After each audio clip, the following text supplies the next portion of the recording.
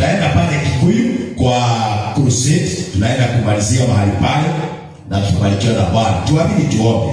Baba, katika jina la Yesu, nashukuru kwa sababu ya nafasi hii. Nimesimama mbele za watu wako kuleta neno lako katika maisha yetu. Bwana, ukaweze kunitumia kama chombo chako. Tubarikiwe na tuinuliwe Bwana. Asante kwa sababu ya kila mmoja amefika hapa kanisani. Uwabariki na kuwanenea. Na Roho Mtakatifu wa Mungu, saidia watu wako kuelewa neno lako. Katika jina la Kristo Yesu nimeomba na kuamini. Amen. Bwana asifiwe. Amen. Pia mwenzako karibu sana katika ibada. Mwambie karibu katika ibada. Nastahili kuona watoto wakitembea huko nje hata wao wa kanisani, ndio waweze kubarikiwa pia na wao katika jina la Yesu. Amen. Kuna ujumbe Bwana ameweka ndani ya moyo wangu niweze kukunenea siku ya leo katika jina la Yesu. Na ninaamini ya kwamba maisha yako haitakuwa vile tena. Maisha yako itabarikiwa na mkono wa Bwana utakuwa juu yako katika jina la Yesu. Amen. Na ila ujumbe Bwana ameweka ndani yangu inasema hivi. Bwana apewe sifa. Mambo ambayo inaweza fanya ukosane na Mungu wako. Bwana apewe sifa. Mambo inayofanya ukosane na Mungu wako. Bwana wetu ndiwe sana. Na hiyo ndio tutanena siku ya leo kulingana na vile Bwana atanisaidia. Amen. Apia mweza mambo ambayo inafanya ukosane na Mungu. Hiyo ndio nitaongea. Kwa maana unaweza kuwa umeokoka. Haleluya. Unajua Mungu, unaenda kanisani, lakini kumbe mumekosana na Mungu. Bwana apewe sifa. Si hata watu katika familia unawaonaga wakiwa pamoja, but ukiingia ndani kabisa utapata hao watu wamekosana. Bwana wetu yule sana. But in the public hawawezi onyeshana ya kwamba wamekosana. So na wewe na mimi naweza kuwa ndani ya Mungu, naweza kuwa ndani ya kanisa, naweza kuwa katika ufalme wa Bwana na niseme ya kwamba ninatembea na Mungu, lakini Mungu akiangalia anajua tulikosana na huyu. Bwana apewe sifa. Ingawa anatupenda, lakini tumekosana. Bwana apewe sifa. Na hii maandiko tutaona katika kitabu cha Luka 14. In the book of Luke chapter 14 from verse 15. Na hii maandiko nitasoma hapa inanenea watu already wako ndani ya kanisa, already wako ndani ya ufalme wa Mungu, but wanaweza kukosana na Mungu. Bwana wetu apewe sifa. Kama umefika mahali pale, Luke chapter 14 from verse 15 inasema, basi aliposikia hayo, mmoja wapo wa wale walioketi shakulani pamoja naye alimwambia, heri yule atakaye kula mkate katika ufalme wa Mungu. Bwana apewe sifa. Ilikuwa ni karamu, ilikuwa imeandaliwa na mtu. Bwana apewe sifa. Na kuna watu walikuwa already wamealikwa, walikuwa wameketi katika hiyo karamu, walikuwa wameandaliwa chakula. Bwana apewe sifa. Lakini mmoja wake akainuka akasema, heri yule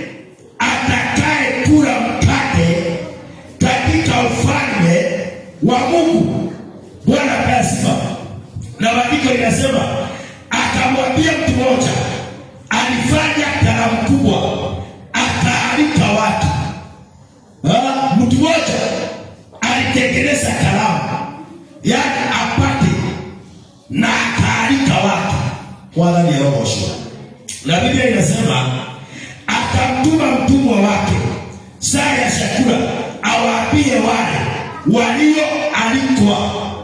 Already in the party walikuwa wamealikwa. So akatumwa, enda uwaambie wale walioalikwa, haleluya, ya kwamba njooni, kwa kuwa vitu vyote vimekwisha kuwekwa tayari. And sent his servant at a Sabbath time to say to them that were by the camp, for all things are now ready. Bwana ni roho. Hii maneno inanenewa watu walioalikwa. Bwana ni roho. So na kunenea, already you are in the kingdom of God. Bwana apewe sifa. So wewe ndiye ninanenea.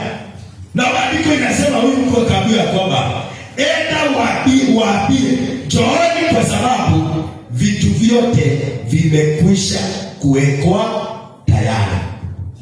Bwana apewe sifa. Sasa hapo ndio sasa kazi inakuanga. Already things are set. Ziko tayari. Baraka iko tayari. Kuinuliwa iko tayari. Kuenda mbali iko tayari. Lakini kushika hiyo baraka, sasa hapo ndio kazi. Bwana wetu pewe sifa. Baraka ya Mungu haipokelewi hivyo. Ati Mungu akisema ya kwamba nimeashiria baraka juu ya maisha yenu, baraka already imeashiriwa, lakini kuikamata, hiyo ndio kazi. Bwana apewe sifa. Na baraka zingine zinakaa tu hapa na ziliashiriwa. Bwana ni roho. Mlango wako wa kubarikiwa, mlango wa kuenda mbali already umefunguliwa, lakini kupitia hiyo mlango ndio kazi. Haleluya. So vitu vyote zimewekwa tayari. Na Mungu akaambia huyu mtu, enda uwaambie wale walioalikwa ya kwamba vitu vyote vimewekwa tayari. Bwana apewe sifa. Wala ni roho. Ambia mwenzako vitu iko tayari. Mwambie kile unahitaji iko tayari. Amen. By the way, unastahili kufungua, kwa maana zimeashiriwa. Hiyo kitu unataka kwa maisha yako imeashiriwa. Bwana apewe sifa. Ndio Mungu akamwambia Petro ya kwamba nimekupatia funguo. Funguo inasimamia mamlaka. Nimekupatia funguo. Kazi ya funguo ni kufungua ama kufunga. Akaambia ya kwamba kile utafungua dunia hii kimefunguliwa hata mbinguni, na kile utafunga dunia hii kimefungwa hata mbinguni. Bwana wetu pewe sifa. Kwa hiyo vitu vyote zimewekwa tayari. Haleluya. Ni sisi hatujui njia ya kuzishukua. Bwana apewe sifa. Sisi hatuelewi njia ya kuchukua baraka. Na ndio nimesema ya kwamba mambo inaweza fanya mkosane na Mungu, because already you are in the kingdom of God. Umeokoka, uko kanisani, lakini bado hatujashika baraka. Bwana apewe sifa. Bado hatujainuliwa, bado hatujapokea kile tuliahidiwa. But we are in the church, in the kingdom of God. Hallelujah. Na ufalme wa Mungu umebarikiwa, una kila kitu, lakini kushika hizo vitu Mungu ameashiria, ndio sasa tumeshikwa. Bwana apewe sifa. Sasa hii mambo nitasoma hapa, ndio sasa inazuilia wewe ushike hiyo kitu Mungu alikuambia ni yako. Wala ni roho. Si hata wengine hapa mmefunuliwa na Mungu hata kwa ndoto, hata kwa maono, amekuonyesha gari, amekuonyesha ndoa, amekuonyesha shamba, amekuonyesha ukiinuliwa, amekuonyesha ukihubiri na ukiombea watu, lakini bado miaka 2 imeisha, hakuna kitu kimefanyika. Bwana apewe sifa. Labda ni kitu moja nitasoma hapa ambaye imekuzuilia. Bwana apewe sifa. Inafanya mkosane na Mungu, lakini anakupenda. Biblia inasema verse 18, yule mtumwa alipotumwa akaambia kwamba enda uwaambie watu ya kwamba vitu viko tayari. Wakaanza wote wale walikuwa wamealikwa, wakaanza hiyo verse 18, wakaanza wote kutoa udhuru kwa nia moja, and they all with one consent began to make number 1 excuse. Hallelujah. In the kingdom of God, in the house of God, na kulingana na Mungu haelewi kitu kinaitwa excuse. Bwana asifiwe. Sio hao watu waliwekewa vitu tayari, but all of them ni kama walikuwa wameagiri pamoja, because the Bible says they all with one consent, one mind, hallelujah, began to make excuse. Hebu uliza mwenzako, how many excuses Bwana pesa umewekea Mungu? Bwana ni roho. Na hiyo ndio kitu, that excuse ndio imezuilia baraka yako, because all things are ready. Zote zimewekwa tayari, but excuses ambazo ziko na watu zinafanya wakosane na Mungu. Watu wengi wamekosana na Mungu kwa sababu ya excuse. Bwana wetu ndiye sana. Angalia Biblia inasema ya kwamba wakaanza wote kwa moyo moja, wakatoa udhuru kwa nia moja.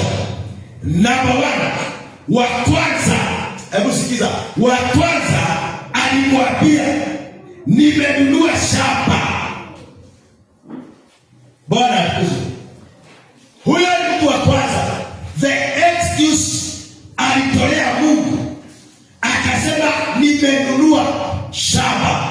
Nataka nikuambie siku ya leo, properties, ambia mwenzako properties, haleluya, zinaweza fanya mkosane na Mungu hata kama anakupenda. Bwana wetu ndiye sana. Kwa sababu Mungu hapendi kusikiza excuse. Kwa maana hiyo kitu unasimamisha mbele za Mungu, ni yeye ulienda kwake ukaomba akakupatia. So it belongs to him. Bwana asifiwe. So ukianza ku make excuse kwa sababu ya kitu Mungu amekupatia, the only way Mungu anaweza fanya ni kuondoa hiyo kitu kwako. Bwana wetu ndiye sana.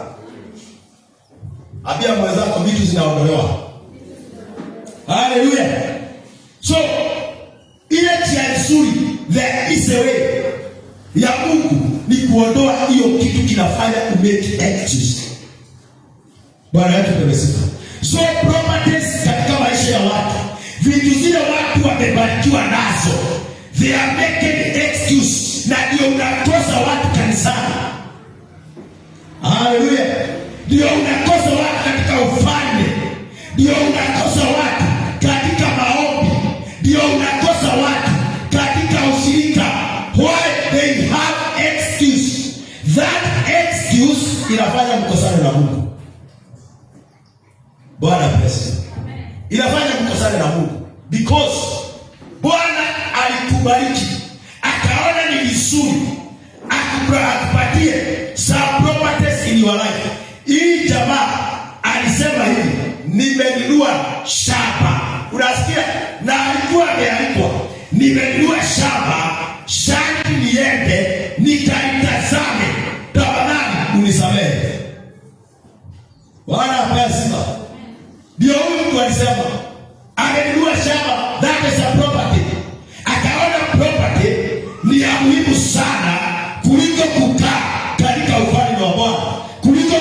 vitu vya Bwana, akaona ndio ya maana. Na hivyo ndivyo watu wanafanya. Wamefanya vitu ya dunia kuwa ni ya maana kuliko Mungu aliyewaumba, kuliko Mungu aliyewabariki. Sasa watu wanakosana na Mungu. Bwana apewe sifa. So akasema ya kwamba nimenunua shamba. Sijui wewe nini umenunua? Haleluya. Nini umebarikiwa na Bwana? Bwana atukuzwe.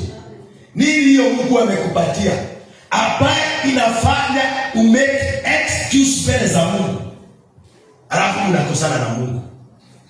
Bwana wetu apewe sifa. Ndio unaona ya kwamba hata ukienda kufanya hivyo unafanya kile unapata kinakaa kana kwamba kinapotea, sio kitu kingine. Haleluya. Na gani waambie watu walikabula wa kanisa hili letu. Bwana apewe sifa. Never ever make any excuse na vitu ambazo Mungu amekupatia. Bwana wetu ni sana. Utajimaliza na useme ni shetani, but hakuna shetani hapo. Wewe ndio unajimaliza. Bwana apewe sifa. Kushika hapo ukisema ya kwamba mimi siwezi, mimi sitakuwa, mimi sitafanya. Bwana atukuzwe. Na ukiuliza mtu ni kwa nini? Bwana ni roho. Niambie siku ya leo watu wangapi Bwana ni roho wako kwa biashara sahihi? Wako kazini sahihi. Na ukiuliza atakwambia sasa watu wengi watasimamisha kitu kinaitwa school fees. Kwani sisi hatulipi school fees? Kwani wewe haulipi school fees? Unalipa. Na si uko kanisani. Bwana wetu pewe sifa. So that excuse mtu anafanya mbele za Mungu, watakosana na Mungu. Bwana pewe sifa. Bwana ni roho. Nimenunua shamba. Hiyo ilikuwa excuse ya mtu huyu. Na alikuwa amealikwa na akaambia kwamba enda kuwaambie ya kwamba vitu vyote viko tayari. Bwana wetu ni sana. Siko tayari. Kila kitu unataka iko. Lakini Mungu anakaa hivi anaangalia, nitabariki huyu. Aanze kumake excuse hapa. Hata patikana kanisani. Hata patikana kwa maombi. Bwana ni roho. Inaitangwa shiwati. Tena mwisho shiwati. Hiyo tomado mamena nena agai. Ule hapo kalemona. Hiyo ni sababu watu wanajiwekea asiwezi. Bwana pesa. Wa kwanza alisema hivi, akasema tafadhali unisamehe. Wa pili, mwingine akasema nimenunua ng'ombe jozi 5 ninakwenda kuwajaribu, tafadhali unisamehe. Sasa hapo ni kitu kinaitwa business. Bwana yetu ndio sana. Hiyo kazi, that business Mungu amekupatia, ambaye unatoa visababu ya kwamba hautaweza, ya kwamba hautaomba. Bwana ni roho, itafanya mkosane na Mungu katika maisha yako. Bwana akuze. Alisema nimenunua ng'ombe jozi 5 ninakwenda kuwajaribu. Amen. Anaweka ku test. Haleluya. Kama hiyo biashara inaweza. Wala ni roho. Lakini tunabarikiwa na Mungu. Wapendwa, tunawaombea. Na huwa unaomba, Bwana nibariki na kazi, nibariki na biashara, nibariki na hii na hii. Haleluya. Utakubarikiwa kutoka hapo, hauonekani kanisani. Kazi yako ni kutoa visababu. Hamutapelekana vizuri na Mungu. Amen.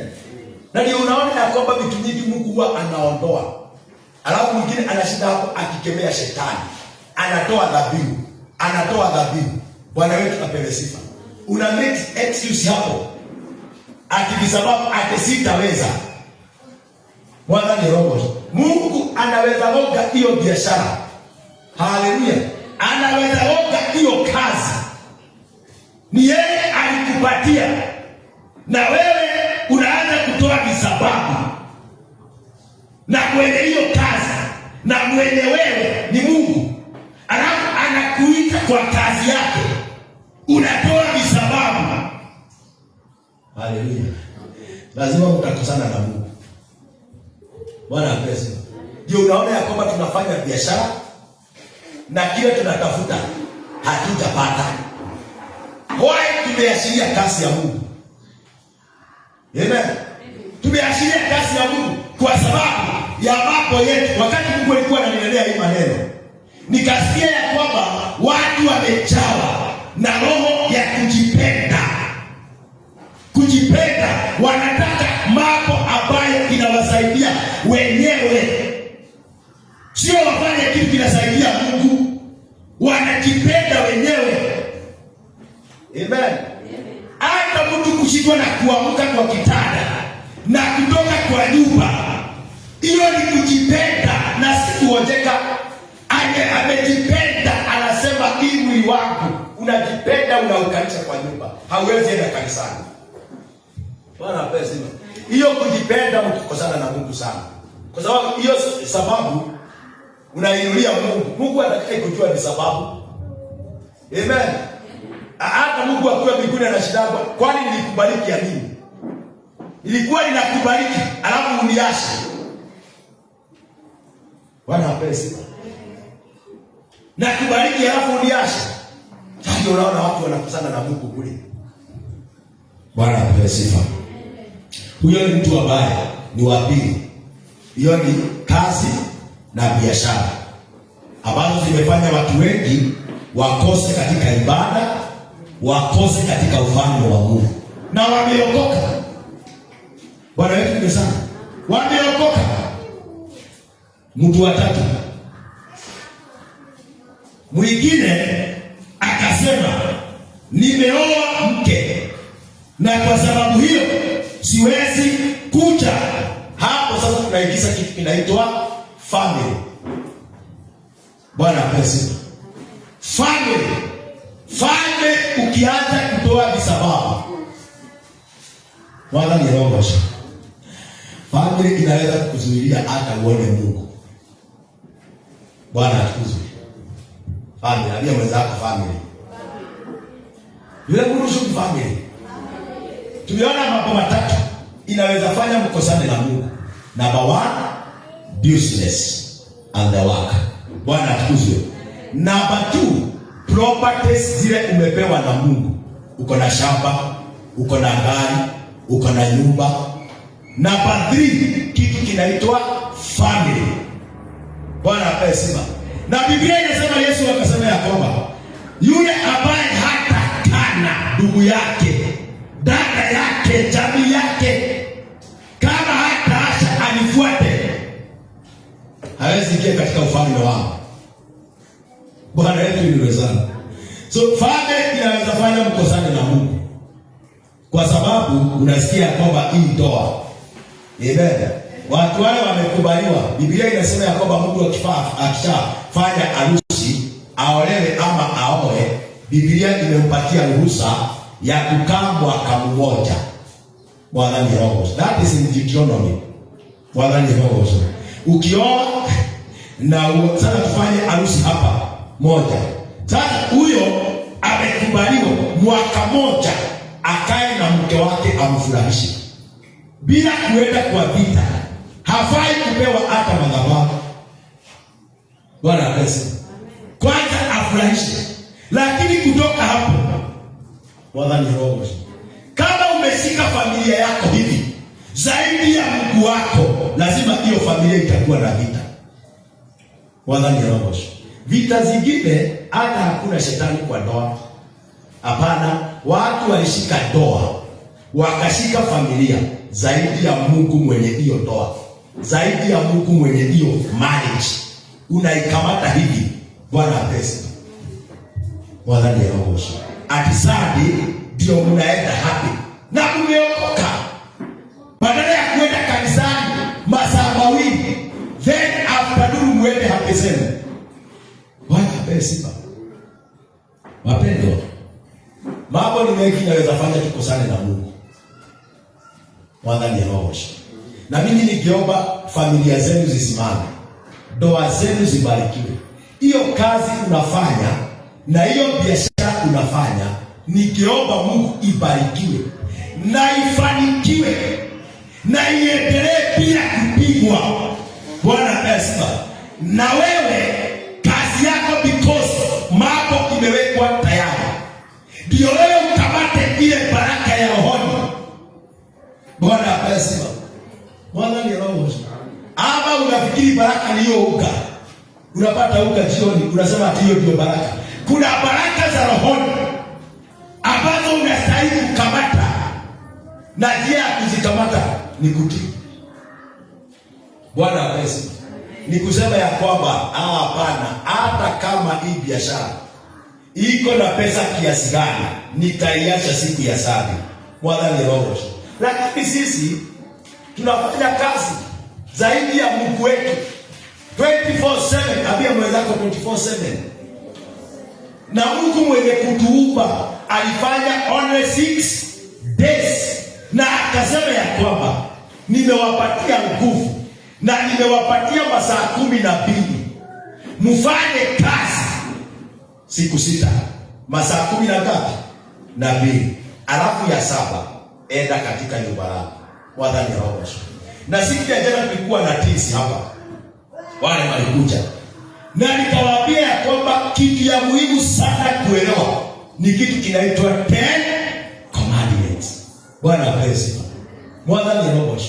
Na kutii na kuheshimu the Sabbath day, siku ya saba, siku ya kanisa, is one of the 10 commandments. Na ukivunja 10 commandments moja ya Mungu, umefunja zote. Bwana wetu ndiye sana, umefunja zote. So Biblia inasema ya kwamba tuheshimu siku ya Sabato, kwa maana hata Mungu mwenyewe aliheshimu hiyo siku ya saba, akavumilia, akapumzika. Sisi hiyo ndio wakati wetu wa kuja katika nyumba la Bwana na kutafuta uso wa Mungu. Bwana wetu tumesifa. Ndio Joshua ametuambia leo asubuhi ya kwamba tumpende Mungu na mioyo yetu na tuende kwa njia zake na tushikamane na yeye. Haleluya.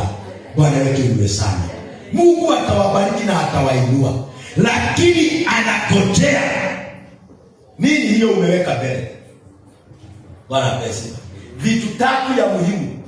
Hao watu walikuwa wamealikwa wakaongea, na hii ni watu walikuwa already ndani ya kanisa na katika wokovu. Wadhani roho. Ndio hao wanaongea hivi. Bwana, imagine unapatana na mtu huko nje hajaokoka na wewe umeokoka, ndio unaenda biashara, ndio unaenda kazi, na ule mtu maandiko inasema Bwana amekufanya kuwa nuru, uangazie watu wa dunia, ako yoretio theri wale dorere na sio dorere sio no gore. Haleluya. Ikereria utheri ucio. Bwana pesa. Sasa wewe umeokoka na unaenda kazi. Bwana wetu tumesifa. Alafu unapatana na mtu ambaye hajaokoka. Mwadhani roho. Alafu niambie utamwangazia aje? Na wewe ni nuru, anataka kukuona ndio aingie katika ufalme wa Bwana. Alafu wewe mwadhani roho. Ndio unaona maandiko inasema ya kwamba Mungu atusaidie kanisa ibadilishe dunia. But siku hizi ni opposite. Mwana ni roho. Ni opposite. Sasa kanisa haibadilishi dunia, kwa sababu imagine Mungu amenipa biashara, amenifanya kuwa nuru, alafu dunia inanikojea. Mwana ni roho.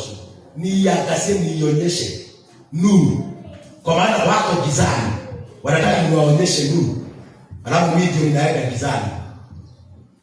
Bwana pesa. Mtakosana na Mungu.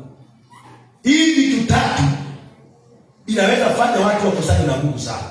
Na ndio imefanya watu waashirie kasi ya Mungu. Mungu ana mpango wa kuinua watu. Ana mpango wa kuheshimisha watu.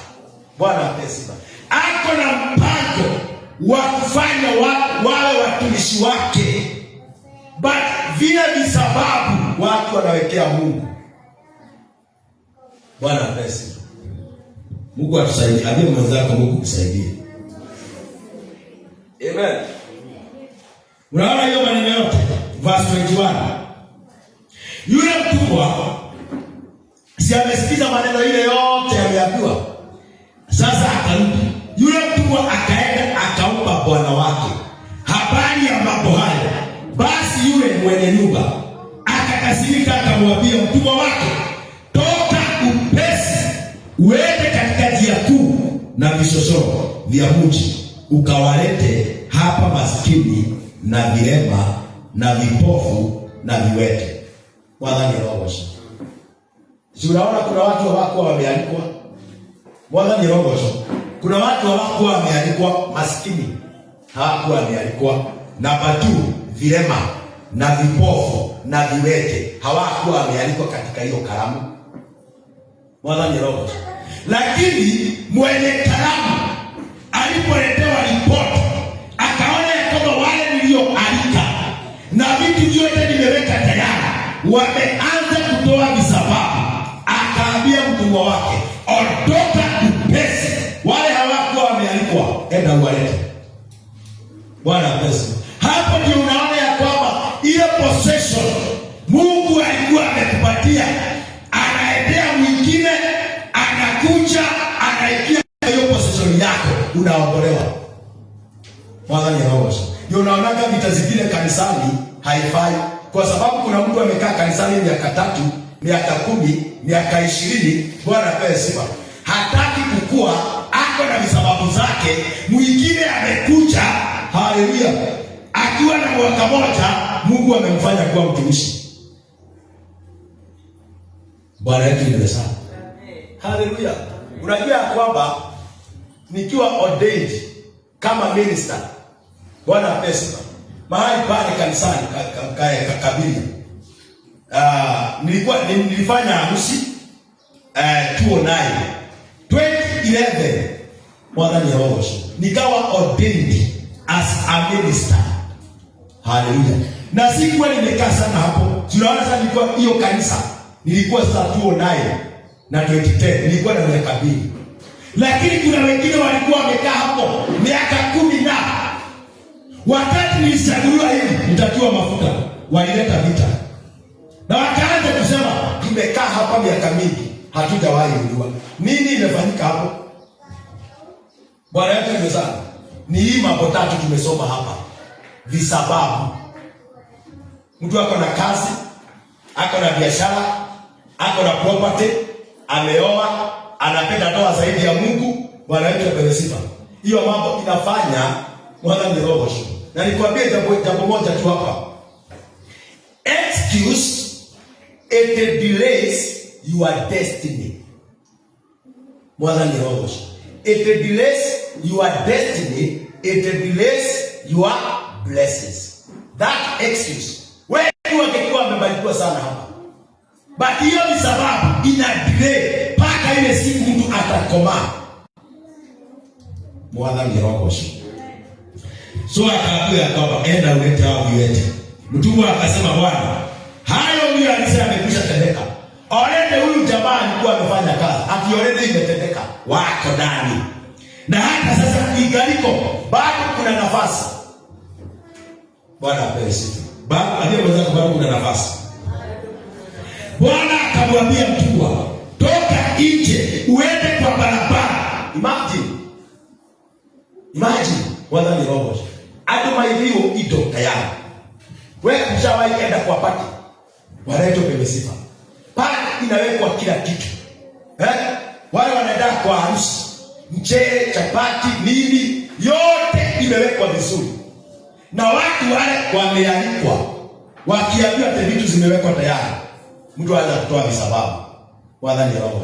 Ndio unaona ya kwamba watu kutoka kwa barabara wanakuja wanakula chakula ile wewe ungekula.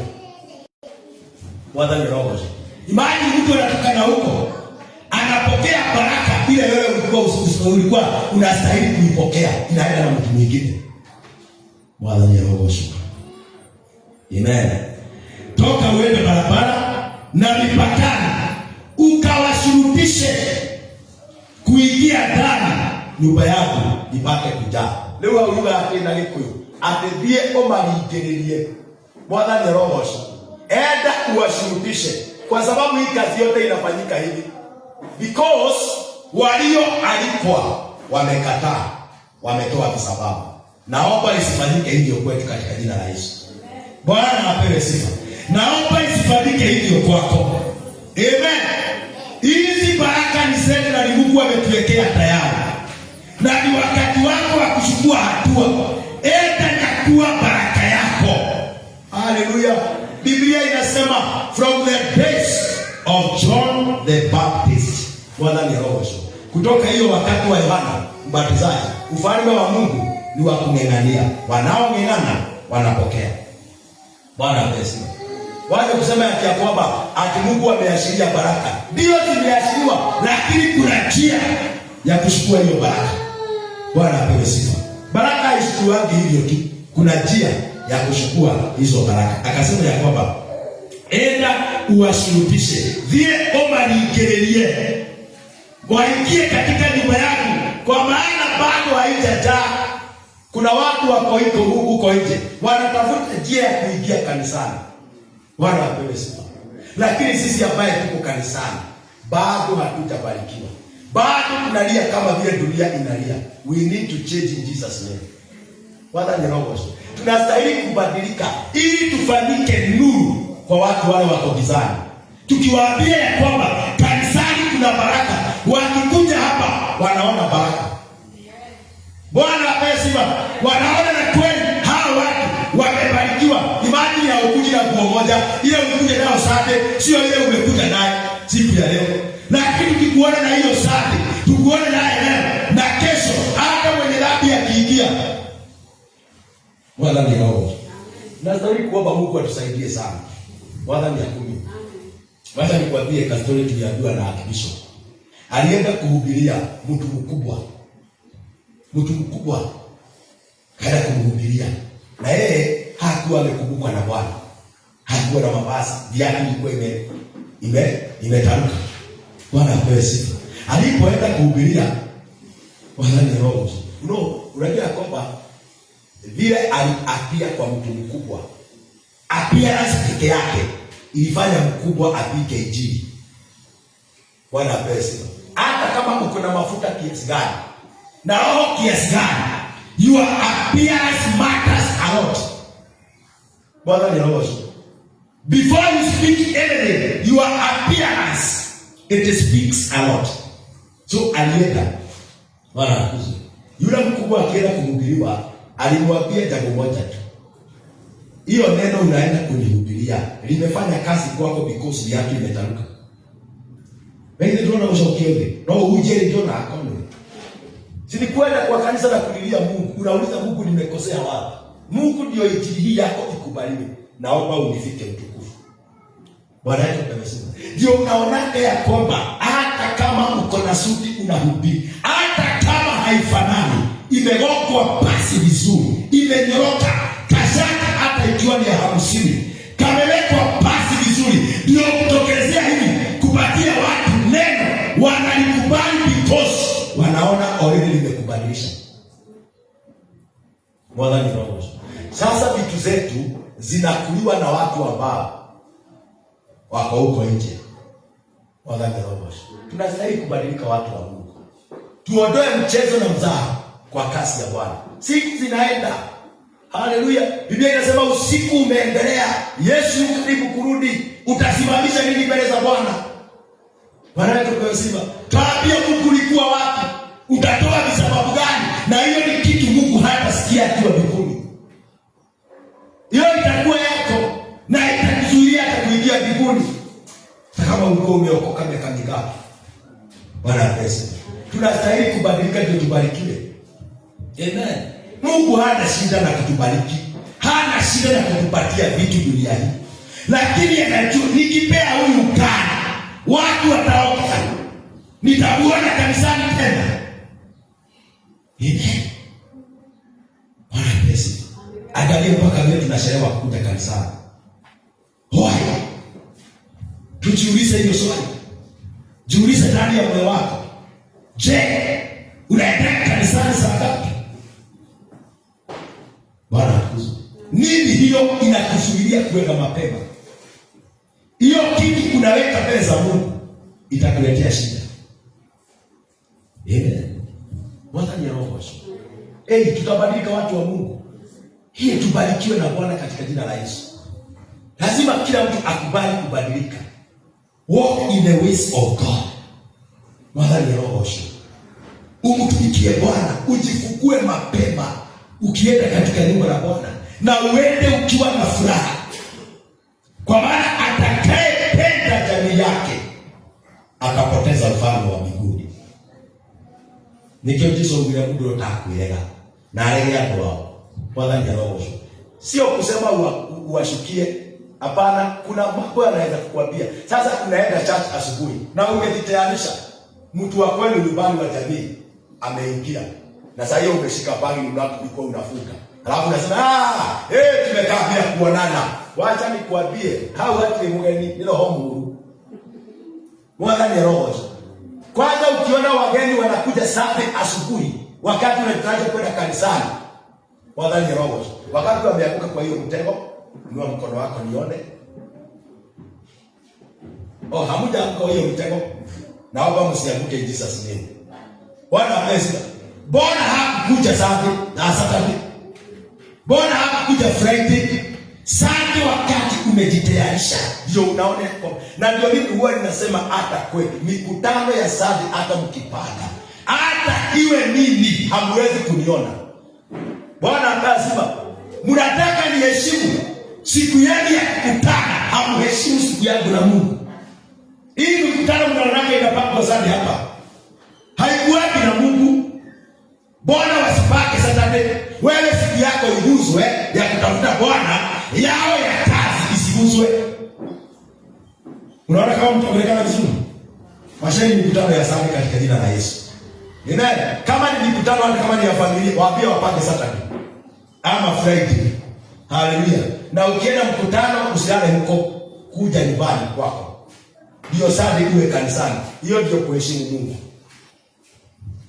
Bwana pesi. Semeni amen.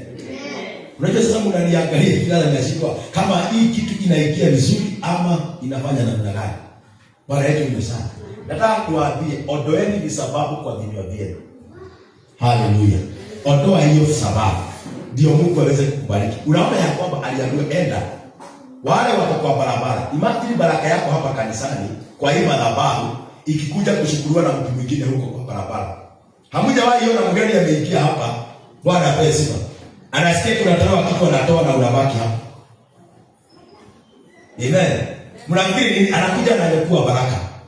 Kwa maana kuna watu wanajua kunyakua baraka. Bwana yetu pesa. Niliongea na mtu mwingine akaniambia kwamba wewe nyinyi hamjawahi kuangalia wahubiri wenu. Bwana pesa. Alikuwa ananiambia wao vile wanaangalia mhubiri wao. Mhubiri hawezi kukula hata mayai. Hiyo ndio kitu kilinishangaza sana. Mpaka nikamwangalia nikamwambia, hii no ukemtoa alishi yote shulani. Bwana apewe sifa. Mhubiri wao hawezi kula hii mayai. Inaitwa ya nini? Kuna ya kienyeji hiyo ingine inaitwa nini?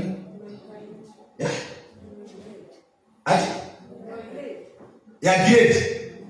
Mhubiri wao hawezi kukula mayai ya grade. Anastahili kukula ya kienyeji. Na akaniambia hapa ndio tunashukuliaka na koja ni father. Tunashukuliaka father hapa. Bwana, na sio kuambiwa na mtu. Yeye mwenyewe huwa anajitolea mwenye alitoa hii dirisha. Nilikuwa nimeenda kwake Wednesday. Kushukuru kwa sababu ya mahali tuliomba na Mungu akawabariki. Bwana apewe sifa. Sister ya mama wapi yule anamba. Nienda kwake. Bwana apewe sifa. Alikuwa ananiambia Father, haleluya. Anakulaga kienyeji. Na mpaka nyeni bona mpaka binanyeni hali yeye huja bakeke. Yaani kitu yote nzuri. Yaani wacha nikwambie. Bwana ni roho. Kuna watu wanajua kutafuta baraka. Ndio nakwambia kwamba baraka imeashiriwa, lakini kuikamata ndio inakuwa kazi yako. Bwana yetu ni sana. Na hata Biblia inasema katika Wakorintho, usiwahi pokea neema ya Mungu bure. Bwana atukuzwe. Hata sasa mjipange. Hapana kupokea neema ya Mungu bure. Neema iliyo ndani ya mtumishi atakuja hapa. Usikubali kuipokea bure. Yaweza kuwa ndio siku yako ya kufunguliwa mlango kwa sababu ya huyu. Bwana atukuzwe. Mwadhani hao wote. Si nilileta mtumishi wa Bwana mahali hapa. Si mlikuwa baraka kwake? Naye si aliashiria baraka kwenu. Mpaka watu wakajitolea hizi fani. Zilitolewa hapa mhubiri mgeni alipokuja hapa. Hizi zikatolewa na watu hapa na vitu vingine.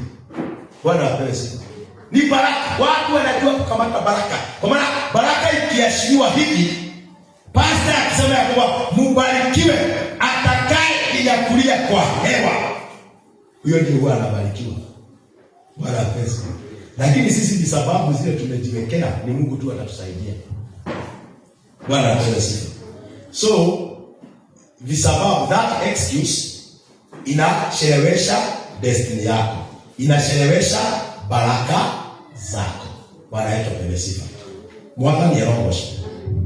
Na niseme ya kwamba tukienda kumalizia in the book of Matthew 6. Hata sikumaliza hiyo, wacha tusome Matthew 6. Verse what? Is that a really among that? Yeah.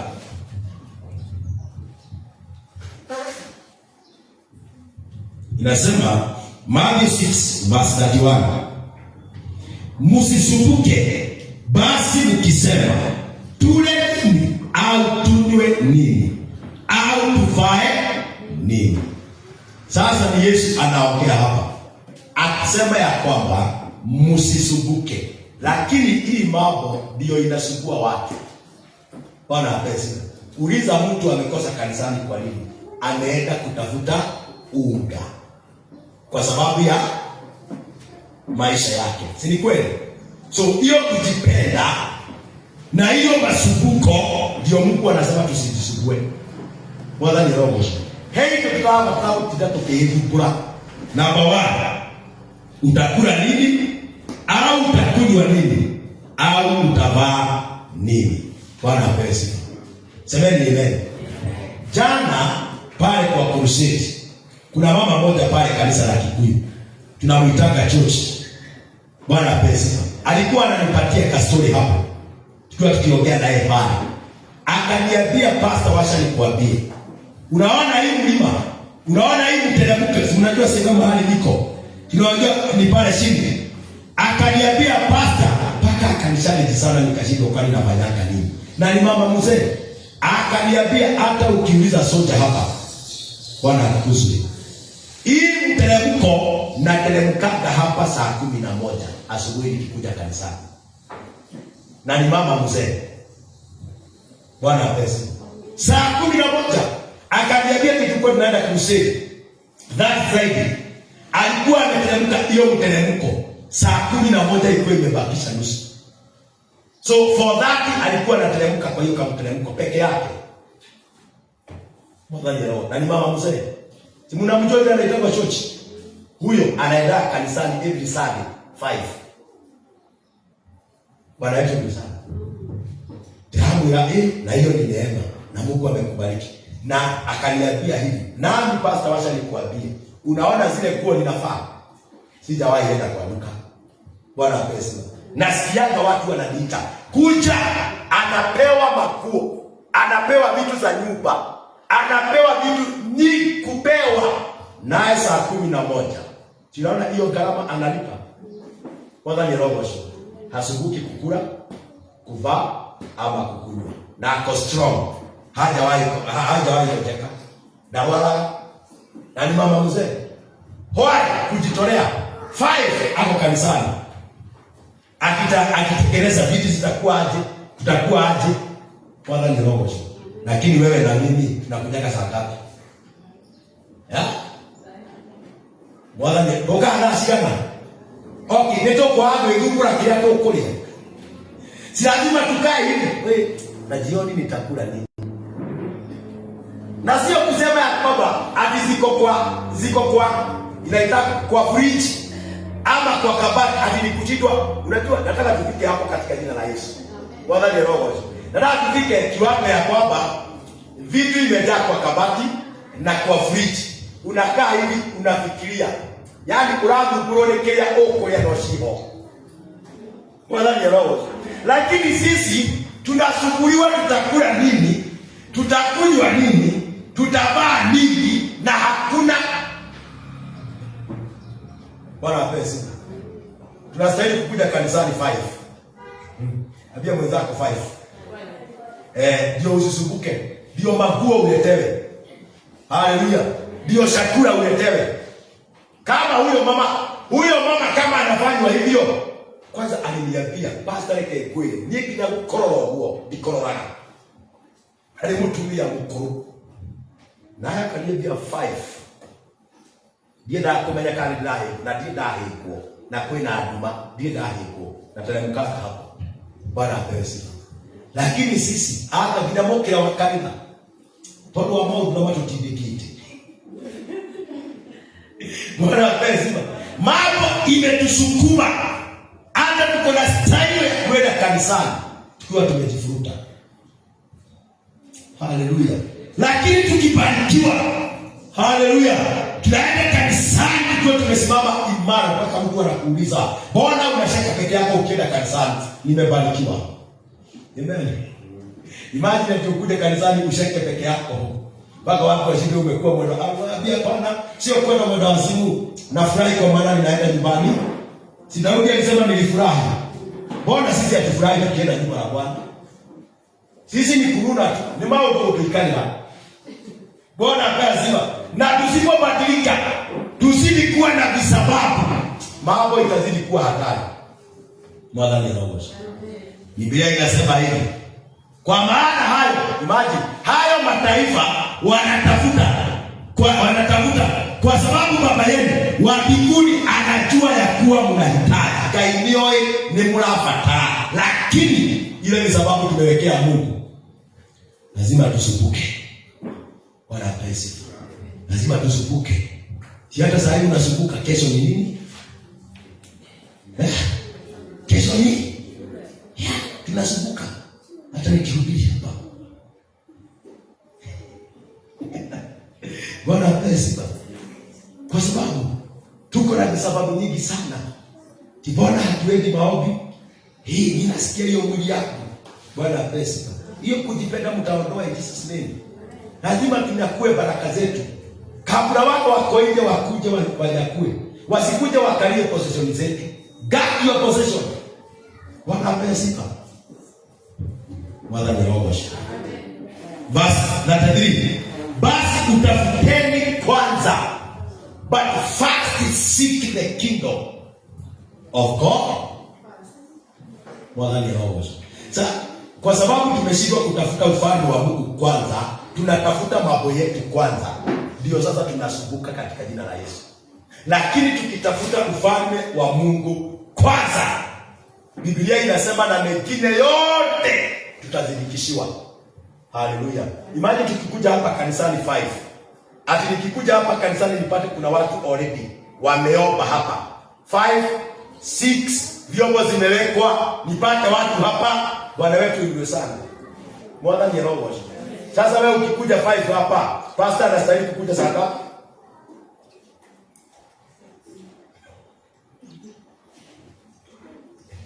Amen. Hebu mnijibu. Okay, for example, by coming Sunday, Bwana ni roho. Kuwe na mtu hapa ataamua aondoe sababu aashane na usingizi kwa maana umelala siku 6. Tulikometa hivi hiyo hapo. Lakini ya 7 asubuhi ka usingizi na kuanga 5. Tuone kama mtu mmoja hapa akuje 5 hapa kanisani ama 6. Okay, pastor anastahili kuwa hapa saa ngapi? Ya? Ati? Anastahili kuwa hapa saa ngapi? 4. Abia mwenzako 4. Kama mshirika atakuwa hapa 6, pastor anastahili kuwa hapa 5. Haleluya. Bwana apesi. Kwa nini? Mchungaji anaongoza kondoo inasikia sauti. So mchungaji, kondoo inasikia sauti ikiwa mbele ama ikiwa nyuma. Bwana apesi. So we need to change. Ambia mwenzako unastahili kubadilika. Mwambie as from Sunday. In Jesus name. Ukuje mapema. Na ukuje ukifurahia. Hapana kuja hapa kiusikizi uko naye. Kuja ukisheka kidogo ukiiba. Bwana apesi. Papa watu wanakuuliza unasema naenda katika nyumba la Bwana. Hata tukitoka kwa ibada, utake kuenda kulala, enda ulale, no problem. Bwana apewe sifa. But first umeseek the kingdom. Mengine utazidikishia. Hallelujah. Amini ni kichechi. Amen. Wakati wamekuwa na visababu. Hallelujah. Badei, unajua badei nimeona watu wameinua mikono mpaka nikatoroka. Badei nani amesikia ako na visababu?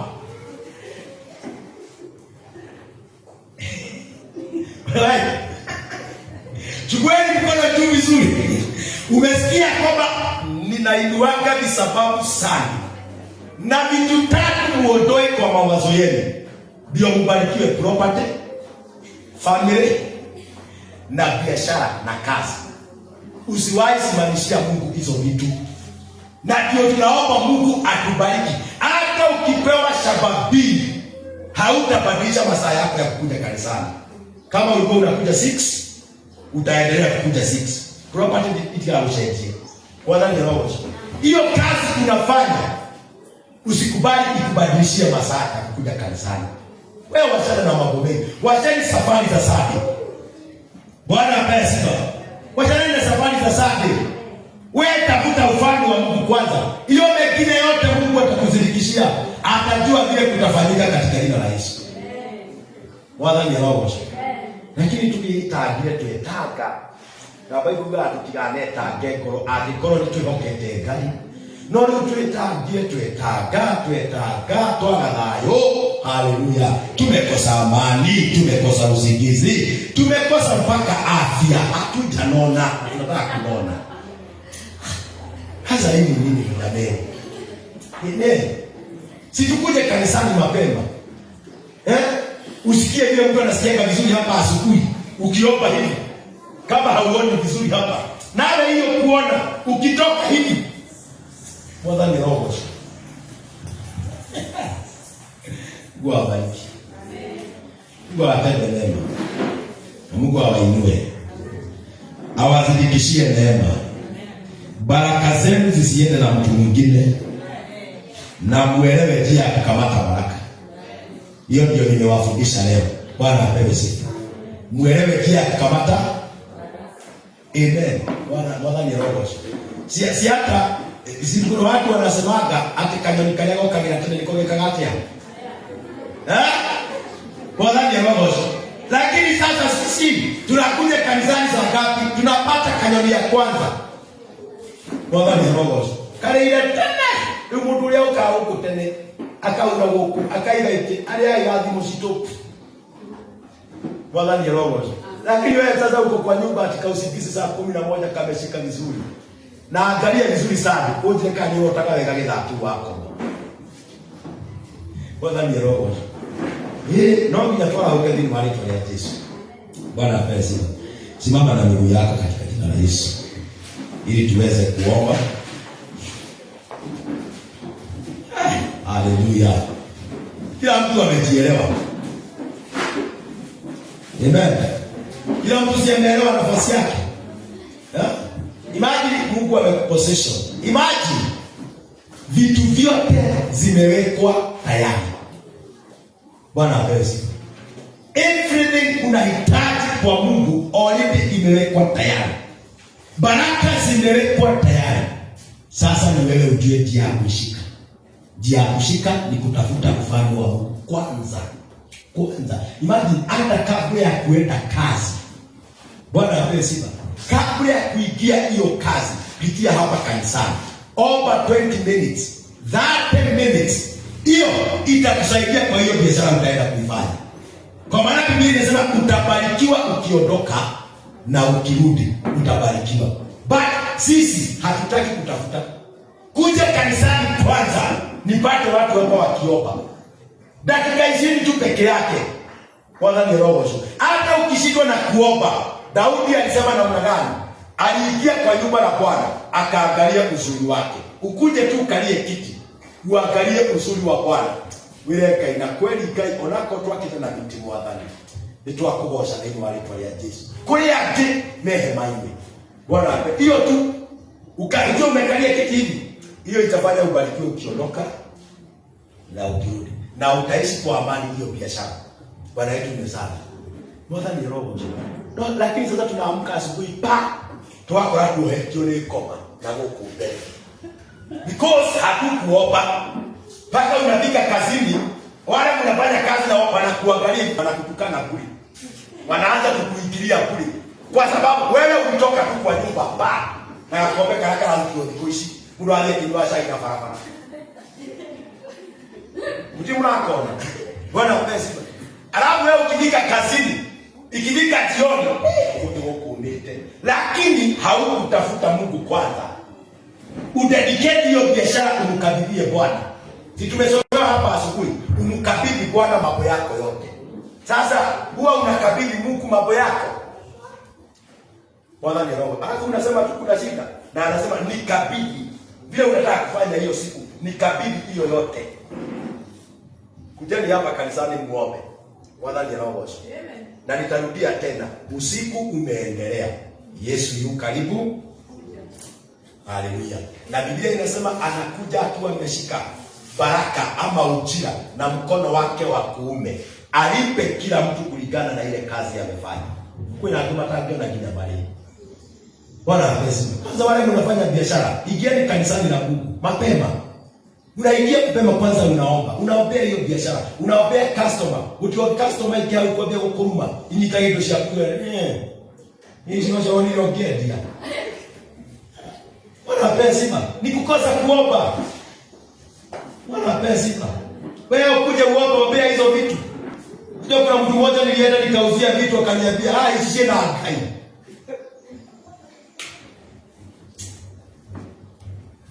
Hii hamjua kile mashetani imetuteka huku mbele. Lazima tuombe katika jina la Yesu. Bwana apewe sifa. Inua mkono wako mbele za Bwana katika jina la Yesu. Tumesikia mengi siku ya leo. Tumesikia mengi siku ya leo. Tumesikia neno la Bwana. Tumesikia jinsi ya kupata baraka na kushika baraka zetu. Kwa sababu tumealikwa katika karamu na Bwana. Ameweka vitu yote tayari. Ni wakati wako wewe umealikwa. Ujue njia ya kushika hiyo baraka. Ujue njia ya kuinuliwa. Ondoa ni sababu ndani ya moyo wako kwa maisha yako. Enda mbele za Bwana. Mwambie kuanzia leo, nisaidie Bwana. Ninakataa kutoa ni sababu kwa ajili ya kazi yako. Nitajitolea, nitaamka mapema, nitaenda kanisa mapema kwa ajili ya Bwana.